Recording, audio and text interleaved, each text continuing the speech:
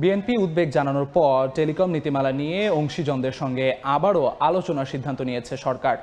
নীতি নির্ধারকদের এই উদ্যোগকে স্বাগত জানিয়েছেন লাইসেন্স বাতিলের শঙ্কায় পড়া অপারেটররা। তবে যোগাযোগ করেও কোনো বক্তব্য পাওয়া যায়নি মোবাইল অপারেটরদের। প্রধান উপদেষ্টার বিশেষ সহকারী জানিয়েছেন, নতুন নীতিমালায় কারো স্বার্থ ক্ষুণ্ণ হবে না। শুভ খানের রিপোর্ট। দেড় দশক পর টেলিকম নেটওয়ার্ক ও লাইসেন্সিং খাতে সংস্কারের উদ্যোগ নিয়েছে সরকার। নতুন টেলিকম খসড়া পলিসিতে ছেঁটে ফেলা হচ্ছে আন্তর্জাতিক কল আদান প্রদানকারী 23টি অপারেটর, আন্তঃ অপারেটর সংযোগ সেবাদানকারী 24টি প্রতিষ্ঠান, বাদ যাচ্ছে ব্যান্ডউইথ যোগান দেওয়া 34টি আইআইজি অপারেটরও।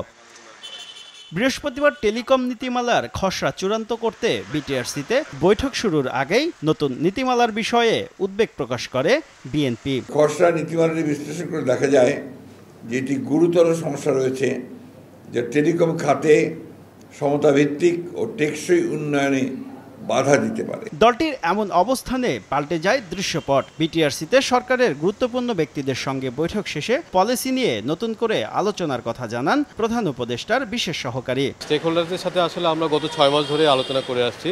বিটিআরসিতে এখানে একাধিক কনসালটেশন হয়েছে, আরও হওয়ার সুযোগ আছে। এখানে আমার মনে হয় প্রত্যেককেই প্রোটেকশন দেওয়ার একটা ব্যবস্থা আছে।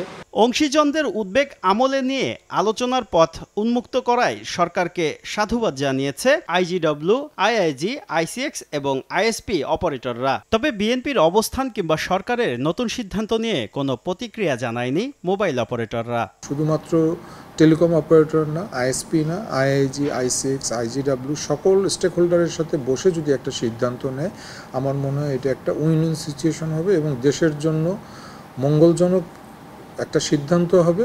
শিগগিরই সংশোধিত টেলিকম নীতিমালার খসড়া বিটিআরসির ওয়েবসাইটে প্রকাশ করা হবে। শুভ খান, সময় সংবাদ, ঢাকা।